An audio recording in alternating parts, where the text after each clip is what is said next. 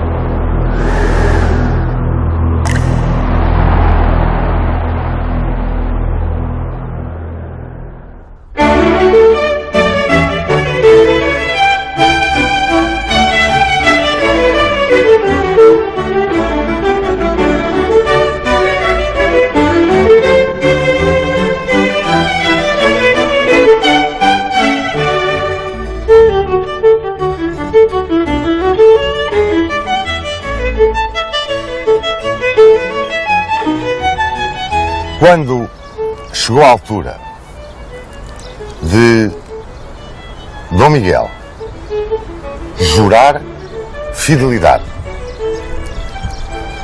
aos reis legítimos, como foram chamados Dom Pedro IV e a sua filha Dona Maria II, e jurar cumprir e fazer cumprir a Constituição e as demais leis do reino, e jurar dar o governo do reino a Dona Maria II, quando ela atingisse a maioridade, Dom Miguel fê-lo. Isso é que, historicamente, não há dúvidas. E fê-lo no Palácio da Ajuda, em 28 de fevereiro de 1828. Depois, houve todo um movimento que já se vinha desenhando, que já tinha realidade, que já se sentia por todos os lados, de apoio ao fim da Carta Constitucional e à aclamação de Dom Miguel como Rei Absoluto. Esse movimento é um movimento eminentemente popular. É um movimento que reúne os três braços da nação. Não há dúvida nenhuma que o apoio a Dom Miguel, Rei Absoluto, é gigantesco. Não há dúvida. E daí eu tenho dito algumas vezes que foi, talvez, o mais amado de todos os chefes de Estado que existiram em Portugal. Em 25 de abril de 1828, no Terreiro de Paço, com uma multidão aclamando e mais, insultando os vultos do liberalismo que estavam presentes, como o caso do Conde da Taipa e do Conde de Vila Flor, Dom Miguel foi aclamado. A carta foi banida. Mas uma coisa era aquilo que Dom Miguel tinha jurado. As condições que lhe tinham sido estabelecidas pelo irmão quando da sua abdicação em Dona Maria II. Outra coisa era aquilo que a nação. E por trás, o grupo, aqui, o grupo de Queluz, onde estamos, o Palácio de Queluz, chefiado por Dona Carlota Joaquina, que empurrava Dom Miguel para aquela aventura. O resultado daquela aclamação, o resultado daquela força popular, foi uma onda de perseguições, uma onda de vexames, de insultos aos vultos do liberalismo. E emigraram. A maior parte deles emigraram. E emigraram para a Inglaterra. E em Inglaterra estava Palmela, que em nome de Dom Pedro representava Portugal, mas tinha que lutar contra a má vontade do governo inglês, que era presidido pelo Duque de Wellington. Logo de seguida, em Portugal, à saída dos vultos do liberalismo, houve um levantamento militar. Realmente os liberais não se conformaram com o que tinha sucedido. Então este homem jura uma coisa e agora vem e faz outra. Sobe ao trono apoiado numa determinada promessa e agora joga ao contrário? Isto não é possível. Isto não é moral. E, em 16 de maio de 1828, a guarnição de Aveiro revoltou-se e marchou sobre o Porto. E a esta revolta juntaram-se tropas no Minho, no Algarve, na Beira e um batalhão académico em Coimbra. Concentram no Porto uma força. Proclamam uma junta presidida pelo general Hipólito da Costa. E declaram que não é válida a aclamação de Dom Miguel, que Dom Miguel é um usurpador. Esperam a chegada dos liberais que de Inglaterra se vêm juntar para chefiar o movimento. E os liberais chegam de Inglaterra para chefiar esse movimento. Vêm a bordo do navio que ficou famoso, o Belfast. E vêm Vila Flor, Saldanha, Palmela. Palmela devia assumir o comando daquela força. Mas Palmela não tinha qualquer vocação militar. Palmela era um político e um diplomata. E vinha a assumir o comando apenas para manter a união entre as diferentes fações que então já existiam no movimento liberal. Logo à partida, o movimento liberal tinha fações que entre eles não se entendiam. Portugal estava numa confusão total. Quando chegaram os imigrados, souberam que no dia 28 de junho de 1828, em Cruz de Maroços, o general Póvoas tinha vencido os liberais comandados por Sousa Rafoio e tinha obrigado a que os liberais recolhessem para dentro da cidade do Porto, pois o Porto foi cercado. Foi cercado pelo exército miguelista comandado por Póvoas e Gaspar Teixeira. E o cerco era tão forte, a inferioridade dos liberais, militarmente falando, claro, era tanta. E o apoio a Dom Miguel era de tal ordem,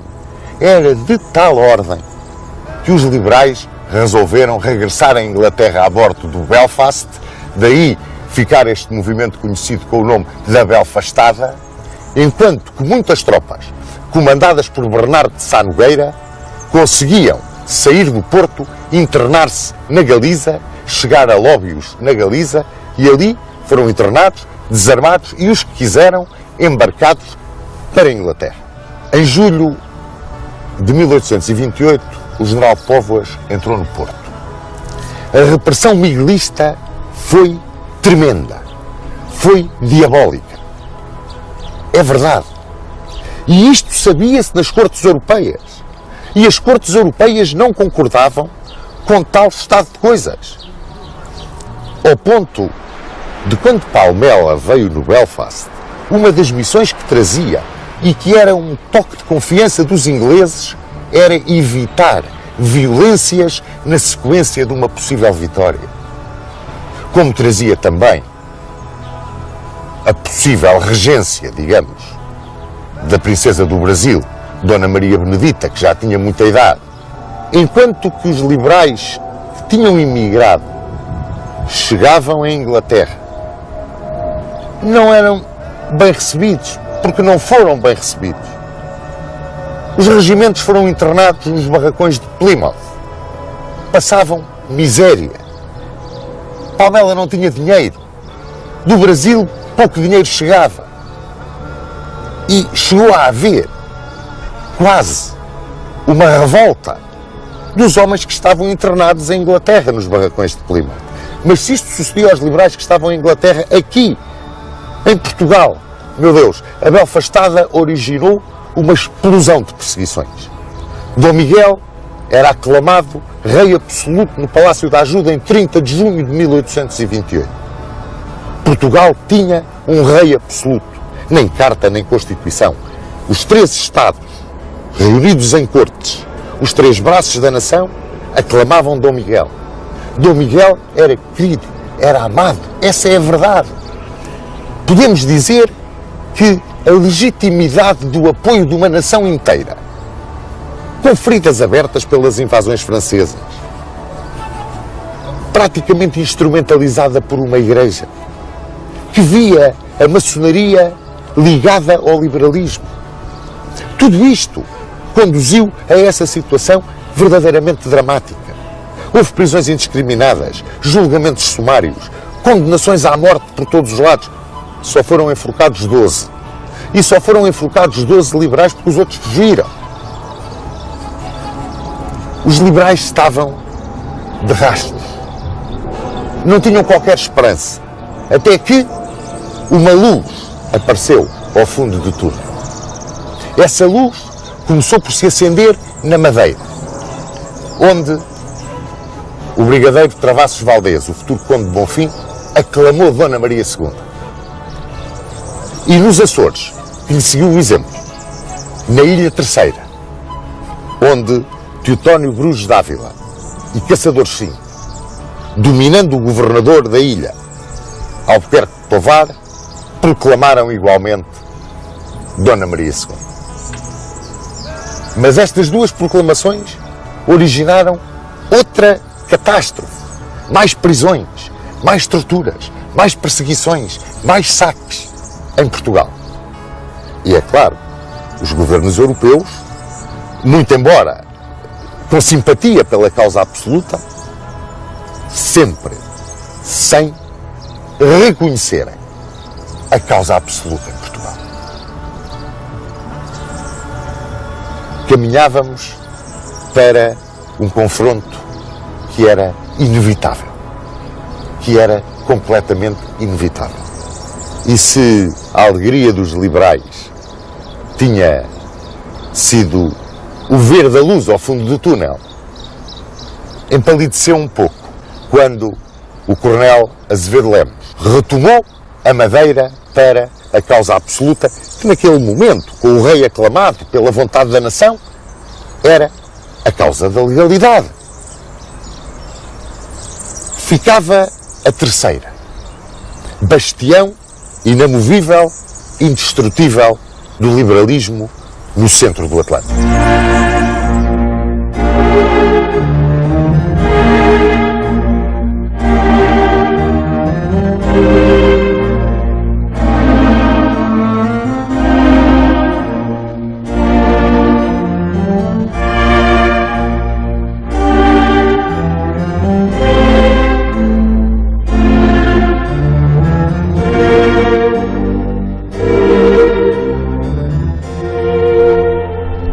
De acordo com as condições que rodeavam a abdicação de Dom Pedro, a senhora Dona Maria II foi enviada para a Áustria a fim de casar com o seu tio, o infante Dom Miguel. E a bordo de uma fragata brasileira chamada Isabel e acompanhada pelo Visconde de Barbacena, quando chegaram a Gibraltar, tiveram conhecimento dos acontecimentos de Portugal e então decidiu-se que a rainha seguisse para a Inglaterra. Ela foi recebida em Londres com muita simpatia. No entanto, os ingleses não tratavam bem os liberais que ali se encontravam. E isso era devido à orientação política de apoio à causa absolutista dada pelo governo de Wellington. E tudo isso foi agravado, naquela altura, pela chegada das forças vencidas na Madeira. Nesta altura, o grande bastião do liberalismo era os Açores. E, fundamentalmente, nos Açores, a Ilha Terceira.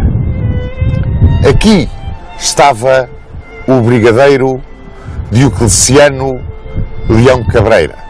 Era o comandante dos liberais aqui na Ilha Terceira, onde nos encontramos. E os miguelistas tinham as suas guerrilhas, de onde era, digamos, a mais importante dessas guerrilhas, a chefiada pelo Morgado Almeida. Os liberais tentaram reforçar a Ilha Terceira.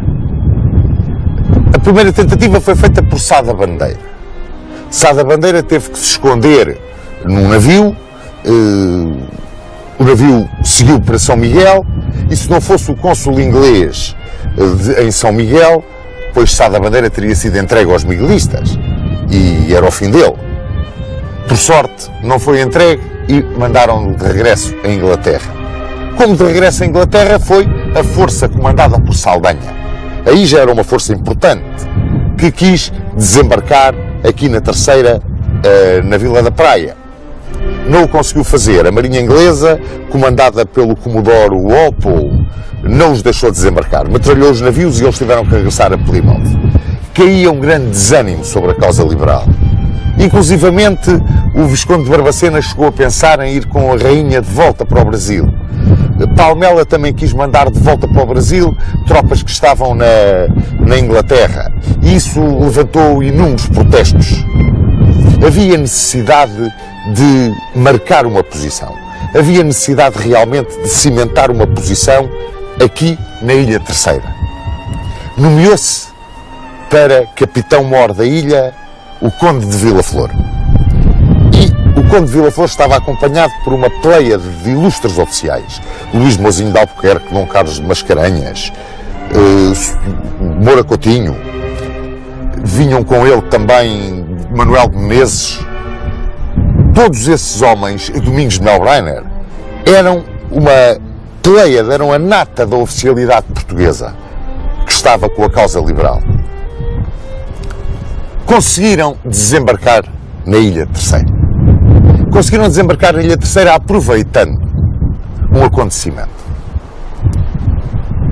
Não muito longe da Praia da Vitória está o Pico do Celeiro. E no Pico do Celeiro deu-se um combate talvez decisivo para a causa liberal na Ilha Terceira.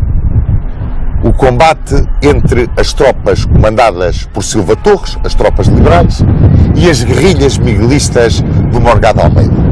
E as guerrilhas miguelistas foram completamente destroçadas. E isso permitiu o desembarque na ilha do Conde de Vila Flor. Começou imediatamente a reorganizar as forças que aqui estavam, a criar aquilo que seria o embrião do exército liberal. Palmela insistia com ele que para que a beligerância fosse reconhecida pela Inglaterra, que não a queria reconhecer, porque não reconhecia a causa liberal, era necessário que Vila Flor conseguisse expandir a presença liberal no arquipélago. Mas para isso tinha que agarrar bem aqui na Ilha Terceira. Foi-lhe dada essa oportunidade pela esquadra miguelista do vice-almirante Sousa Pereira. Essa esquadra, uma esquadra forte, que trazia embarcados cerca de 6.000 homens, veio para a Terceira para impor aqui na Terceira aquilo que era então a legitimidade, a legalidade, digamos assim. Tentaram desembarcar na praia, na Vila da Praia, que a partir daí tomou o nome de Praia da Vitória. Era o dia 11 de agosto de 1829. Lançaram-se 1.200 homens ao desembarque. Na praia ocorreu uma brilhante vitória dos liberais, comandados pelo Conde de Vila Flor. E o almirante Sousa Pereira teve que retirar. Mas e no continente o que é que sucedia? Quando foi do Pico do Celeiro, do combate do Pico do Celeiro. Houve inúmeras perseguições aos liberais no continente.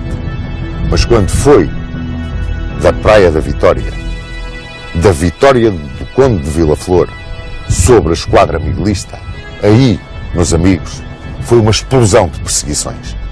O Conde de Basto fazia o que queria e o que lhe dava na gana. Isso não há dúvida nenhuma.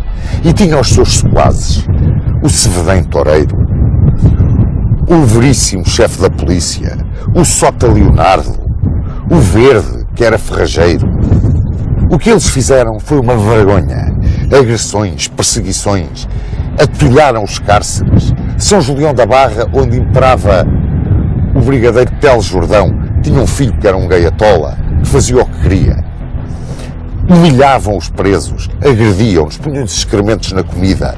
Foi uma coisa infame. Revoltaram-se muitos dos partidários da causa absolutista. Revoltaram-se contra aquilo que sucedia. E mais, o que sucedia era acirrado desde o púlpito. E se havia alguém no clero que acirrava o povo contra os liberais, era o padre José Agostinho de Macedo, que tinha escrito um livro de versos, que eram Os Burros. E os liberais chamavam aos absolutistas os burros. E os absolutistas chamavam aos liberais os malhados.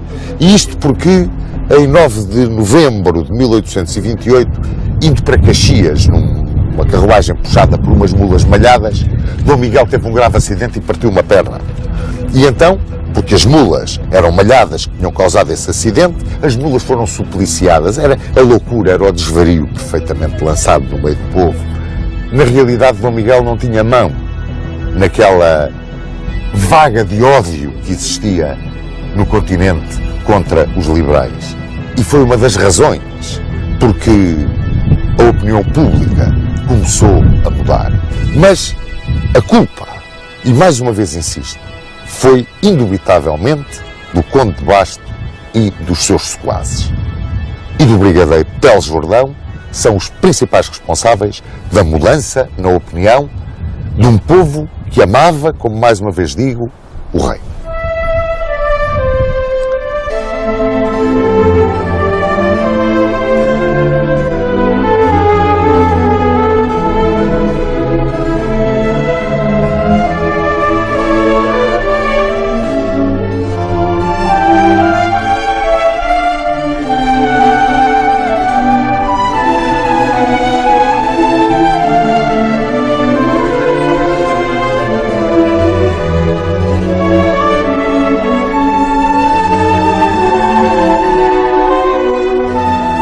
Dom Pedro foi então para a França.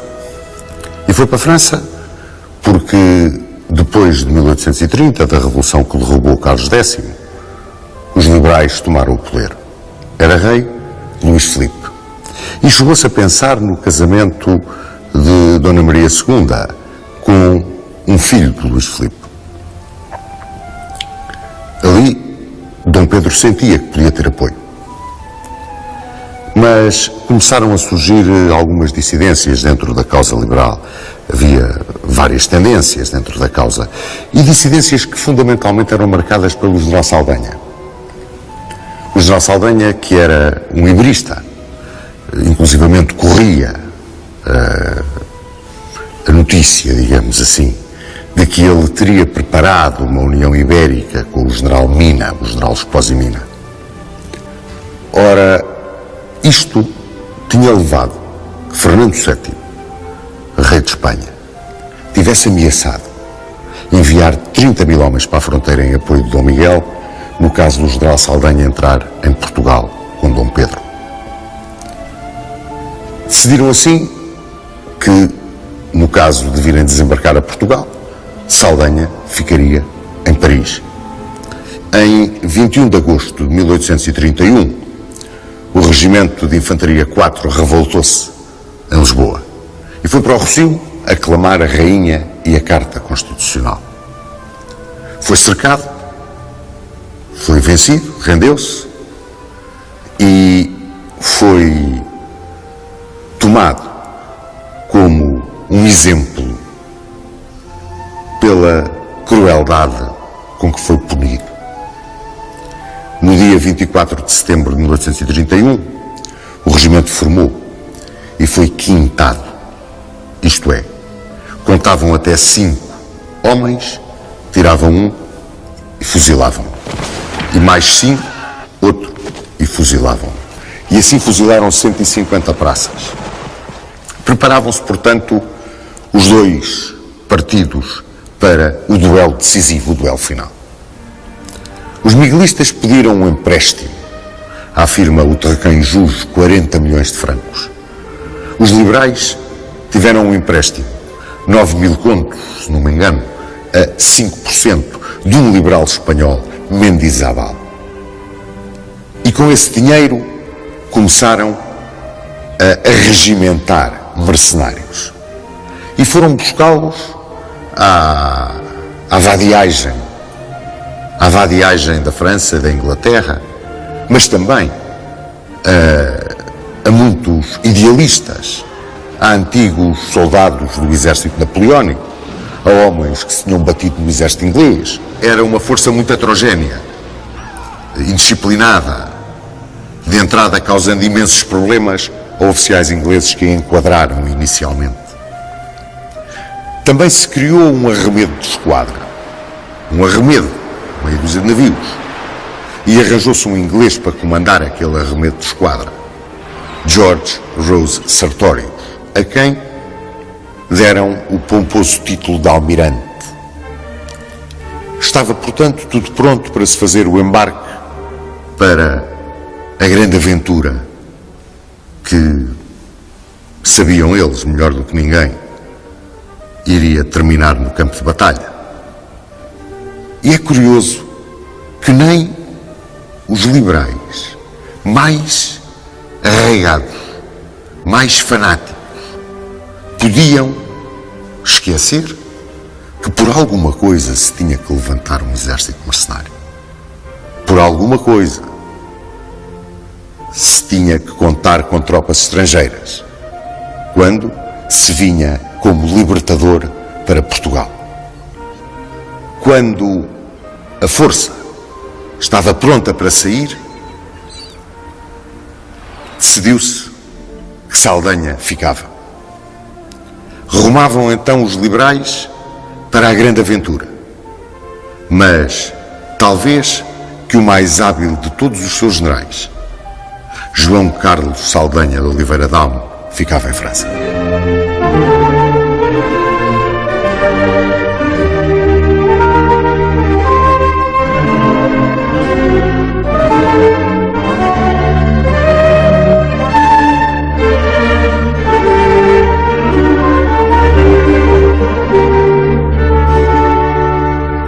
No dia 3 de março de 1832, Dom Pedro chegava finalmente ao bastião liberal da Ilha Terceira. E ali tratou de formar um governo, no qual reunia pessoas da sua máxima confiança. Cândido José Xavier, Agostinho José Freire, Mozinho da Silveira. A importantíssima parte diplomática da causa, aquela que numa Europa que se começava a liberalizar, iria ser importantíssima para uma vitória final, essa ficava entregue a Palmela. Dom Pedro era um troupier, era um homem que sabia, como poucos, viver com as tropas e chegar ao coração das tropas. Assim, foi-lhe fácil lidar com todos aqueles homens que ali esperavam pelo momento de assaltar o continente português. Mas como era um gentleman, conquistou também o coração da fidalguia açoriana. Ao continente, o povo português mandou uma proclamação. Mas as proclamações, quando chegavam ao continente, o mais que originavam era o aumento da repressão sobre os malhados, o excitar de uma população que nada queria com a causa. E isso refletiu-se mais uma vez. Foram milhares presos. Funcionaram as forcas e os pelotões de fuzilamento, os espancamentos. Encheu-se o Forte de São Julião da Barra. Campeavam os caceteiros. E é curioso que há um episódio ligado aos caceteiros e à forma como campeavam em Lisboa, que foi marcante para a causa tradicionalista, realista do Sr. Dom Miguel. Um dia, 2 cidadãos franceses, mais por um caso de polícia do que por um caso de política, foram agredidos, presos, levados para São Julião, no meio da turbamulta que os insultava. Isto foi em julho de 1831. Imediatamente, a delegação diplomática francesa protestou, exigiu a libertação dos seus súbditos e o pagamento de uma choruda indemnização. O conde de Basto, José de Oliveira Leite de Barros,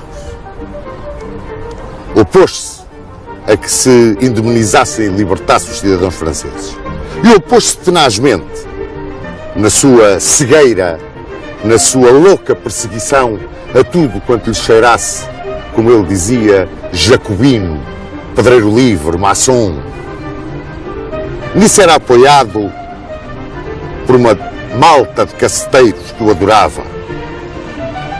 E existiu a delegação francesa e insistiu o conde de Basto. E os franceses não tiveram com meias medidas, mandaram uma esquadra ao Tejo comandada pelo almirante Roussin pôr a Portugal um ultimato. E é claro, o conde de Basto não aceitou, fez fincapé. E os franceses foram-se embora e com eles levaram a esquadra, apresaram a esquadra. Estão os meus amigos a ver o que foi isto para o potencial militar da causa de Dom Miguel. Foi uma verdadeira catástrofe. Eu quase que poderei dizer que foi uma fatalidade para o resultado final da contenda.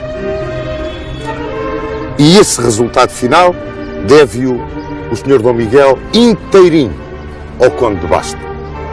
Nos Açores, na Terceira, Dom Pedro preparava o ataque ao continente e encarregou Mozinho da Silveira, o grande Mozinho da Silveira, de produzir uma legislação mais justa, mais progressista, que pudesse ser apresentada à nação portuguesa à medida que o exército libertador fosse avançando no território.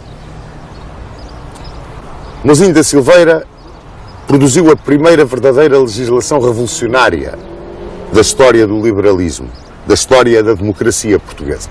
O exército liberal, como vos disse, era, eu não direi um exército mercenário, mas andava muito perto de ser um exército mercenário. Comandava o general Dom António José de Noronha, conde de Vila Flor. O comandante-chefe era o Sr. Dom Pedro, regente em nome da Sra. Dona Maria II. E embarcaram as tropas em junho de 1832. Fizeram-se de vela a Portugal. Em julho de 1832 chegaram ao largo da costa.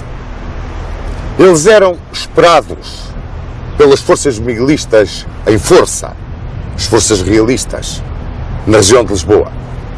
Mas foi precisamente aqui, para a região norte, entre Vila do Conde e o Porto, nesta praia da Arenosa de Pampelido, não na praia do Mindelo, a celebrada praia do Mindelo, que fica a uma légua daqui, para norte, mas aqui, na praia de Arenosa de Pampelido, onde agora puseram o monumento que estava no Mindelo.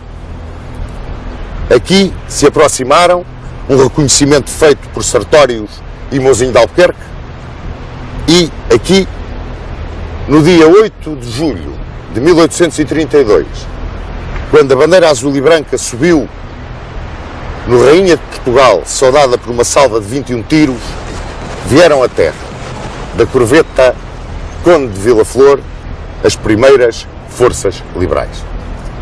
Coube a Bernardo de Sá Nogueira a missão espinhosa, perigosa, de vir à terra parlamentar com as forças realistas que estavam aqui na região. Comandava-as um grande militar, um bravíssimo soldado, o brigadeiro José Cardoso de Menezes. E Bernardo de Sá Nogueira pôde constatar, pelo seu primeiro contacto com os realistas, de que não ia ser nada fácil a missão das tropas liberais. Desembarcaram aqui, em Pampelido, as forças liberais. Várias unidades ligeiras procuraram imediatamente cortar as comunicações entre as forças de Cardoso de Menezes e as forças do general Santa Marta, que estavam no Porto, a 20 km aqui desta praia. Avançaram os liberais, eu diria, fulminantemente sobre o Porto. Foi um movimento taticamente perfeito. E à medida que iam andando, iam vendo as populações que os olhavam com receio, que os olhavam, eu quase que diria, com um mal contido ódio, que olhavam para eles como o inimigo do trono e do altar. Sentiam-se em território hostil. Era outra surpresa que eles tinham.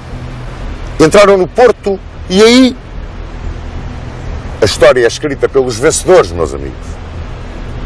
Diz-se que foram recebidos em triunfo e que o terror foi tal na guarnição do Porto, nas tropas do general Santa Marta, que a debandada se fez sem qualquer ordem. Isso não é verdade. Os liberais foram recebidos triunfalmente por parte da população. E a saída das tropas do general Santa Marta do Porto não se fez como uma debandada. Saíram, retiraram do Porto com a intenção de voltarem a cercar a cidade para que se repetisse a belfastada e os liberais fossem obrigados a reembarcar e a ir-se embora. Mas os liberais também sabiam muito bem o que faziam e, sobretudo, vinham comandados por um homem excepcional, o Conde de Vila Flor. E, numa ação conjunta entre as tropas de terra e as forças navais do Almirante Sertórios, empurraram para fora do Porto, para fora da região do Porto, as forças de Santa Marta. Dom Pedro do Porto fez uma proclamação ao país em que prometia o seu apoio e a sua amizade ao catolicismo, contrariando aquilo que diziam os padres: vêm aí os jacobinos, os inimigos do altar. Prometia o respeito pelas tradições, o respeito pela vontade popular, o respeito pelos teres e haveres dos portugueses. Convidava-os a abandonarem o usurpador e fazia um pedido curioso: que não o obrigassem a empregar a força para os libertar. Claro que do comando superior das forças legais, porque as forças legais eram as forças do governo de Dom Miguel,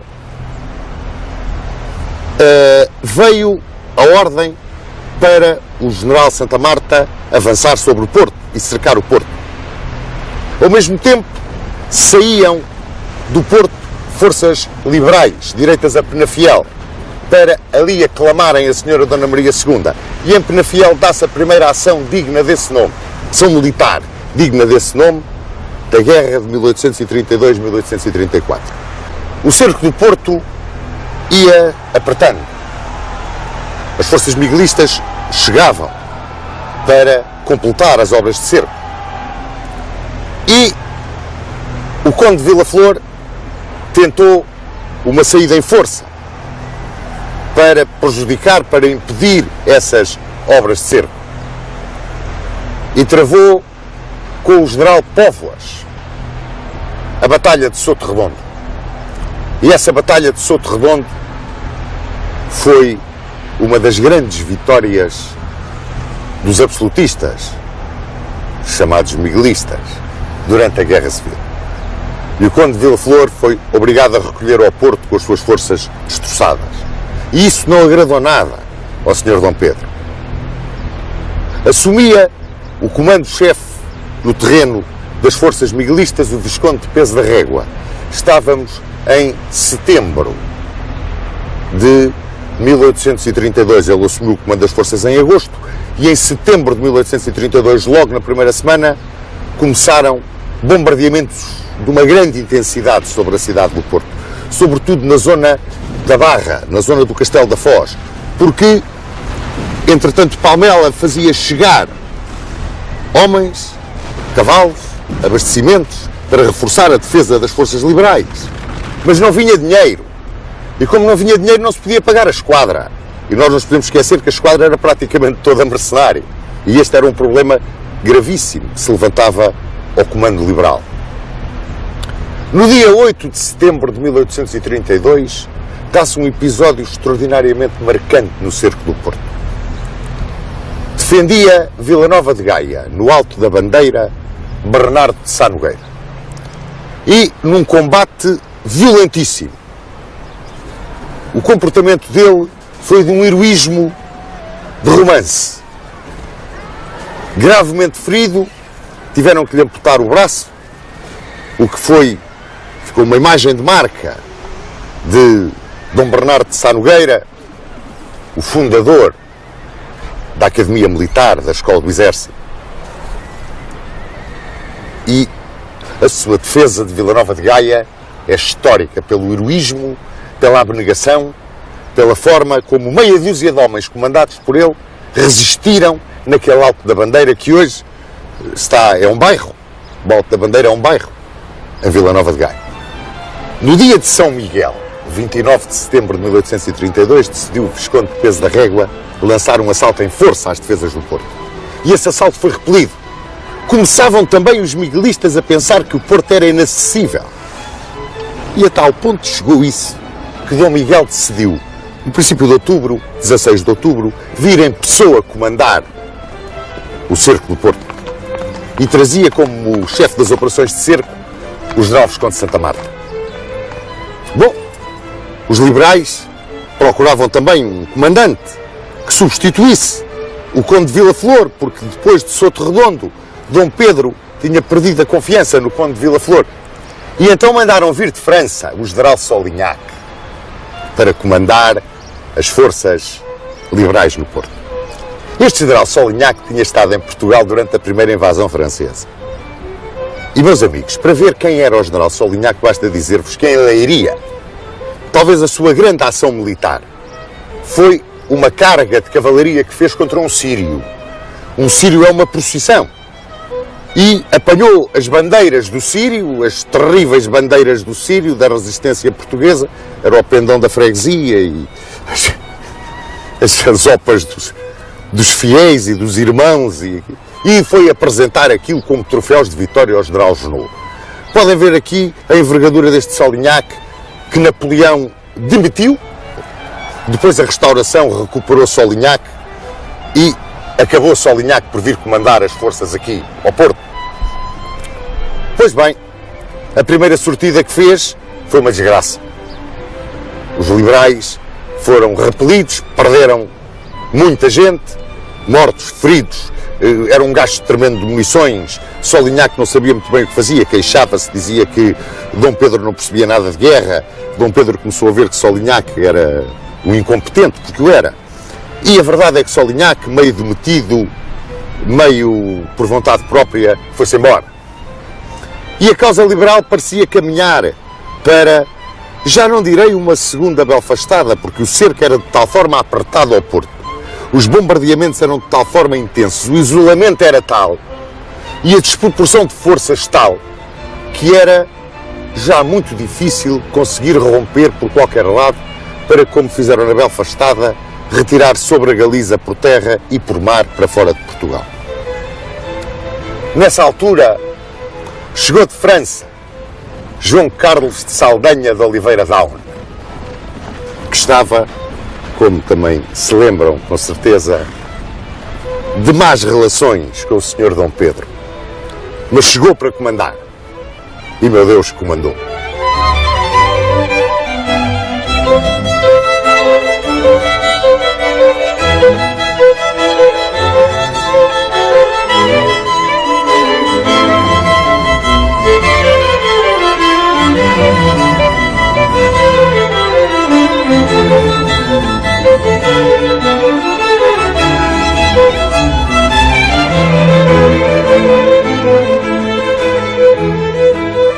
a esquadra miguelista, que agora se refazia debaixo do comando do almirante Manuel António Barreiros, não era nada que se pudesse comparar com a esquadra que tinha sido capturada por Roussin. Por outro lado, a esquadra liberal, essa era agora comandada por Charles Napier, um capitão de mar e guerra da Marinha Inglesa que Dom Pedro tinha promovido a almirante da esquadra portuguesa e que era um homem com grande experiência de guerra no mar.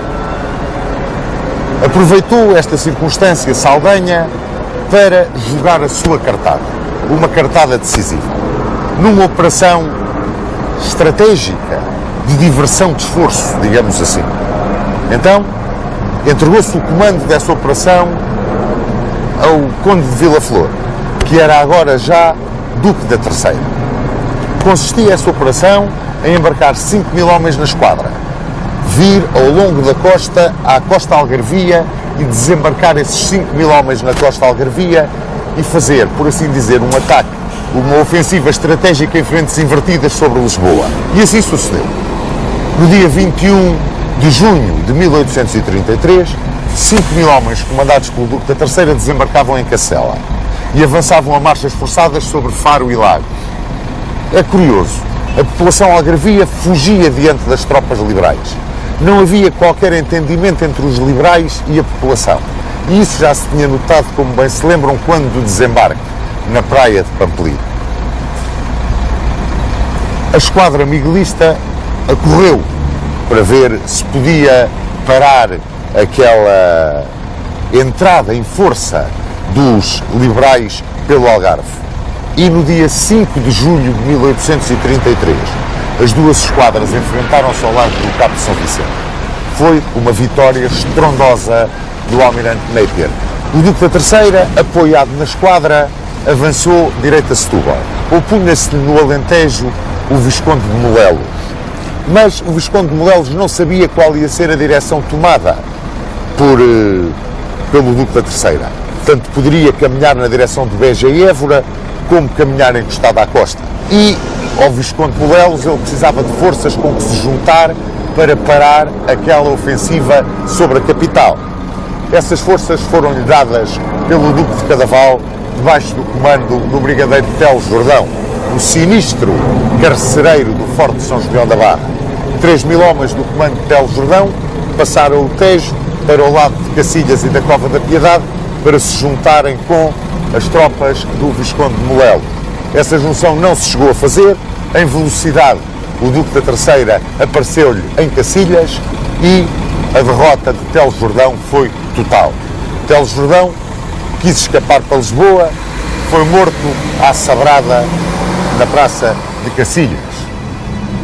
Morria aquele que, com o Conde de Basto, sempre tenho considerado como o principal responsável da derrota miguelista.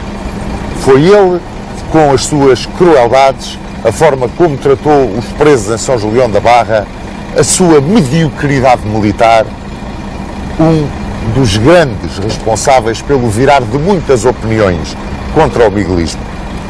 Uma dessas personalidades que se virou contra a causa miguelista foi o Duque da Terceira, que chegou a ser ajudante de campo do Sr. Dom Miguel até 1826, 1827. E ele foi um dos homens que acabou por vencer a causa miguelista. E no dia 24 de julho de 1833, o Duque da Terceira desembarcava aqui, no Cais de Sodré, e era triunfalmente recebido em Lisboa. 24 de julho de 1833 é, sem dúvida nenhuma, o grande ponto de viragem, sob o ponto de vista estratégico, juntamente com a Batalha de Cabo de São Vicente, da Guerra Civil em Portugal.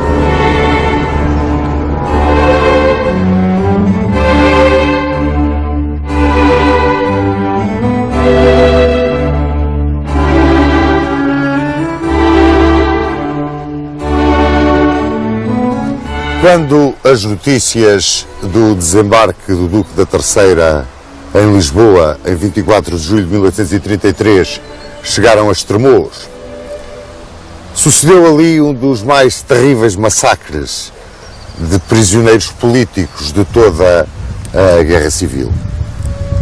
Uma horda entrou pela prisão, tirou umas dezenas de presos cá para fora e trucidou-os em plena rua. Foi uma coisa pavorosa. É claro que os liberais não eram nenhum santos, nem eram melhores sobre esse ponto de vista.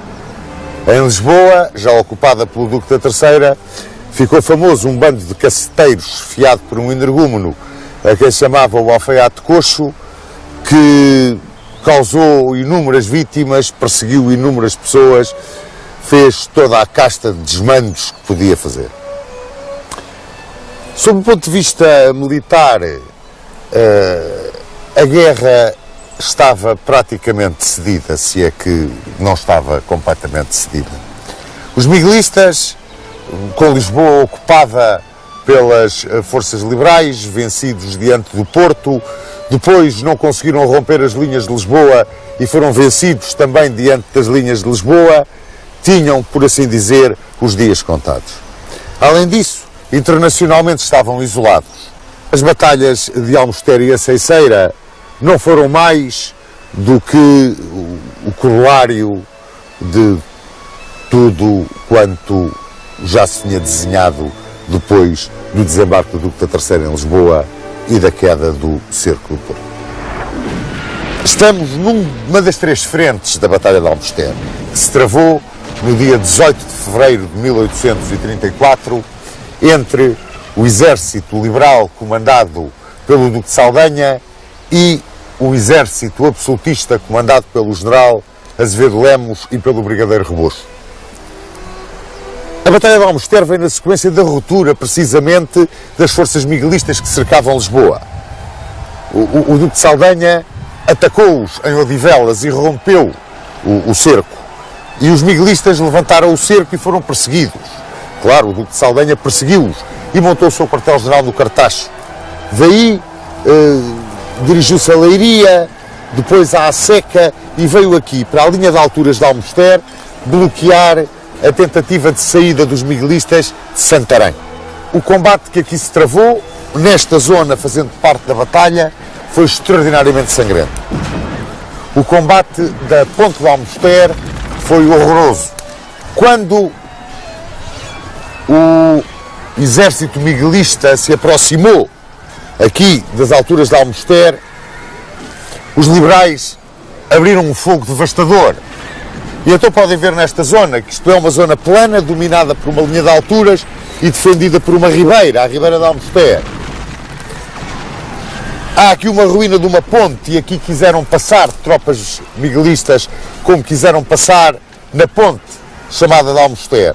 Morreram aqui mais de 1000 homens.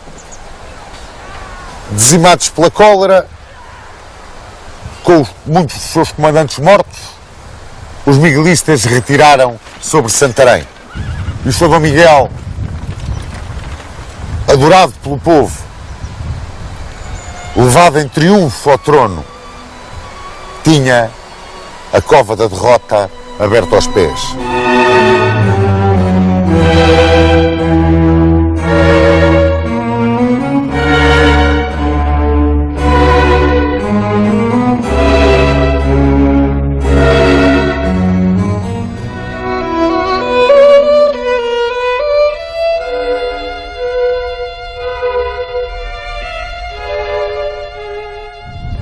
Évora-Monte, 26 de maio de 1834.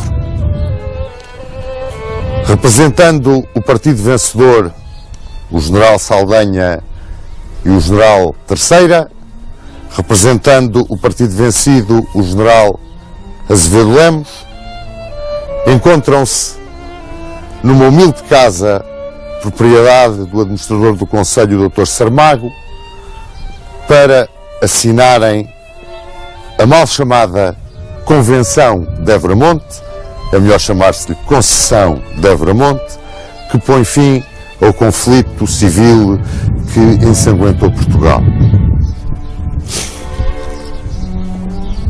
Assiste também à cerimónia, além do administrador do Conselho, um general inglês que dá o seu beneplácito àquela assinatura.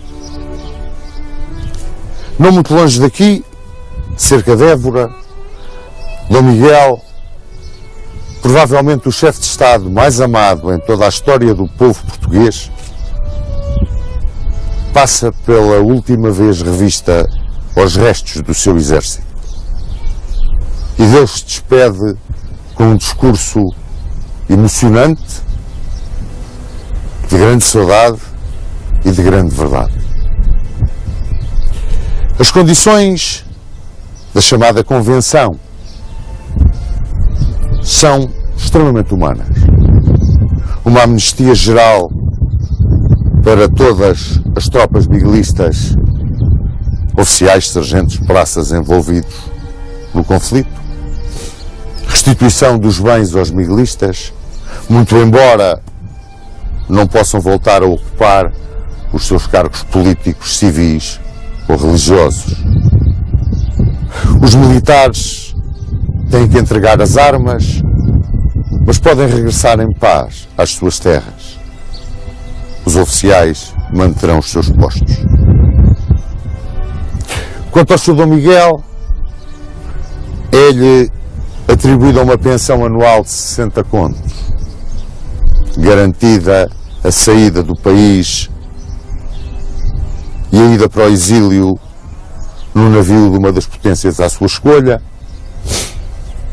tendo apenas que devolver as joias da coroa que tenha em sua posse e estando autorizado a manter com ele as de sua propriedade pessoal. Dom Miguel devolveu tudo, inclusivamente um anel que trazia no dedo, numa demonstração cabal da sua hombridade e da sua extraordinária honestidade. A saída do rei vencido para o exílio fez-se em Sines, a bordo do navio inglês, o Stag. O Sr. Dom Miguel ia à paisana, vestido de saragoça azul, um sobrecasaco, um colete, os calções de montar brancos e umas botas de montar. Foi escoltado por 2 esquadrões de lanceiros. O povo, no caminho, apopou e apedrejou esse mesmo povo que tanto o tinha aclamado. Antes de saltar por dentro do escaler que o conduziria ao Stag, o Sr. Dom Miguel pediu se podia ficar como recordação com o seu arreio em que costumava montar a cavalo. Concederam-lhe esse pedido único do Sr. Dom Miguel, que se comprometia a não alterar a paz em Portugal, a não se imiscuir nos seus negócios de Estado, a não reclamar nem para ele, nem para os seus pretendentes, nem para os seus sucessores o trono, e a não voltar à Península. Se não cumprisse estas determinações, ser-lhe-ia retirada a pensão de 60 contos anuais. Chegava ao fim a Guerra Civil. O país ficava profundamente marcado por gerações e gerações, talvez mesmo até hoje.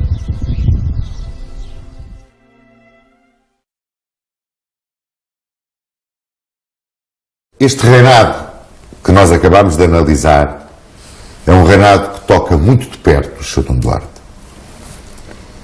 porque se trata do seu bisavô. Pois é. Pedíamos, portanto, a sua opinião sobre o Sr. Dom Miguel I. Eu acho que, do ponto de vista político, quem compreendeu melhor a ideia do rei Dom Miguel foi o primeiro-ministro Duque de Cadaval, que pretendia criar uma fórmula política que fosse simultaneamente baseada na tradição política portuguesa, mas também aproveitando a modernidade que era necessária já para a época. E ele queria ter um governo em que estivesse baseado num parlamento, realmente, mas um parlamento não eleito por partidos políticos, um parlamento que fosse eleito através das câmaras municipais, como eram as antigas Cortes Gerais. E essa fórmula, obviamente, que já ia um pouco a contracorrente das modas da época mais progressistas, que era o regime dos partidos políticos que estava em vigor em França, enfim, e também na Inglaterra.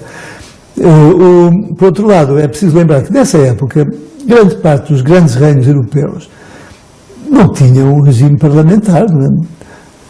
A Alemanha, os reinos alemães, o Império Austro-Húngaro, não tinham um regime parlamentar moderno como os liberais acabaram por introduzir em Portugal. Não é? E por isso, como o rei Dom Miguel ouvia o povo, representava o sentimento popular e tinha as qualidades que eram consideradas as qualidades humanas mais apreciadas na época, da generosidade, da coragem, do espírito de fraternizar com toda a gente, não é? Um grande espírito fraterno, os militares e a população civil de facto adoravam. Por outro lado, quais foram os grandes erros de Dom Miguel? Acho que foi não ter sabido adaptar-se a algumas circunstâncias da época. Por exemplo, ele aplicou em Portugal as regras que vieram da Santa Sé, do Vaticano, enfim, em relação à proibição das sociedades secretas.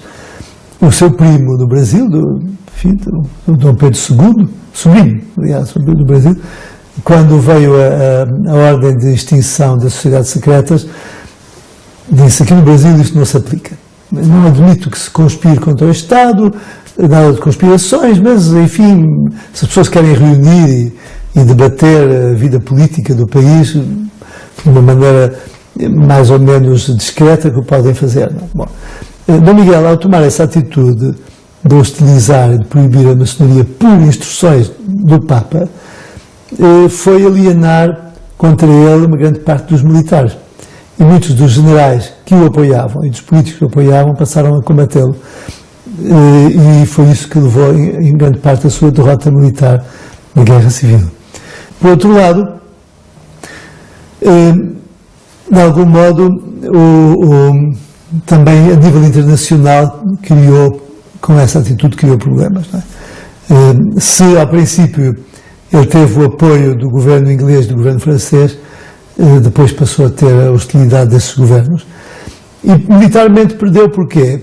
Também porque Dom Pedro, ao invadir Portugal, fê-lo com uma numerosíssima tropa de mercenários, dos militares mais experientes e mais preparados que havia na época, que eram os militares ingleses, que tinham feito a Guerra Napoleónica toda, tinham gente com uma grande experiência militar e tinham apoio da Marinha Inglesa. Não é?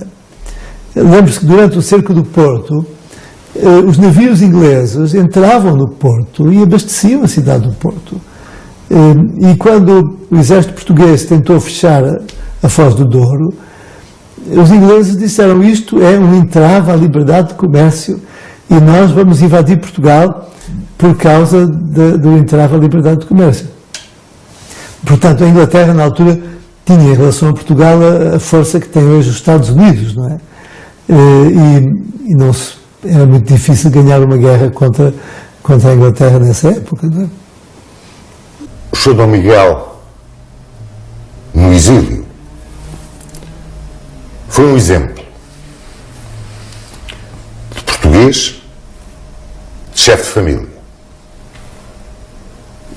Brevemente, da sua experiência familiar, do contacto, pois o mais íntimo que teve com o Sr. Dom Duarte Nuno, o Sr. Duque de Bragança que o antecedeu. Dê-nos uma imagem daquilo que o seu pai lhe transmitia, de quem era o avô, desse português extraordinário que viveu mal, que nós sabemos que viveu mal, que nunca se queixou, que sempre protestou os seus direitos, que inclusivamente até um bocado de terra de Portugal dentro de um caixote queria ter em casa. Quando Dom Miguel percebeu que a guerra civil realmente já não tinha solução militar, assinou o Tratado de Évora-Monte. E ao ir para o exílio, entregou todas as joias e bens pessoais a uma das irmãs para que elas guardasse, para não ser suspeito de ter levado para o estrangeiro bens que eram bens da coroa, que não seriam bens pessoais dele.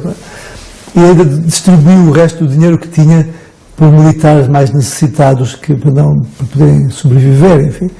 E foi para o exílio realmente sem nada. Acho que só levou a espada.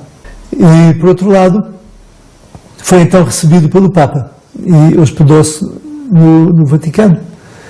Mas, a certa altura, isto estava a criar um problema muito grave, que era o novo governo português estava de relações muito difíceis com a Santa Sé, com o Vaticano, por causa deste asilo dado a Dom Miguel. De modo que deixou e foi para a Áustria, onde foi viver numa propriedade da mulher com quem casou e que passou a ser considerado território português.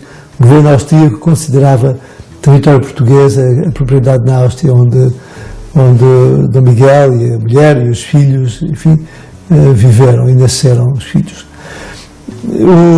E sempre no registro de batismo, tanto do meu avô como do meu pai e das minhas tias, foram sempre batizados como portugueses. E na altura o que contava era o registro de batismo, não havia registro civil, não é?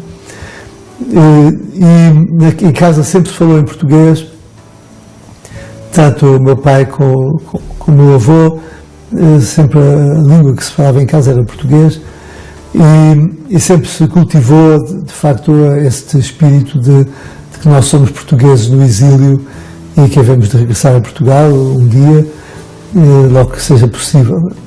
O meu pai, quando voltou a Portugal, enfim, eu já tinha 5 anos nessa altura, mas havia de facto uma grande mística sobre Portugal, um país extraordinário, um país de todas as qualidades, todas as virtudes. Claro que Portugal tinha os defeitos que todos os países têm, e a minha mãe, brasileira, descendente de Dom Pedro, e que vem de uma tradição política completamente diferente, da tradição política liberal, brasileira, portuguesa, enfim, fez um sacrifício muito grande de viver para Portugal em condições difíceis, mas sempre já com esse espírito de que estava a família ao serviço do país e, portanto, não interessava as condições económicas em que se viesse. Viemos para uma casa emprestada. Foi Dona Maria Borges que nos emprestou a casa em Vila Nova de Gaia, onde vivemos durante vários anos. E as propriedades da família nunca foram devolvidas. Foram constituir a fundação da Casa de Bragança, foram criadas no tempo do Dr. Salazar. De modo que este espírito de portuguesismo e patriotismo enfim, que a família herdou de Dom Miguel mantém-se viva até hoje.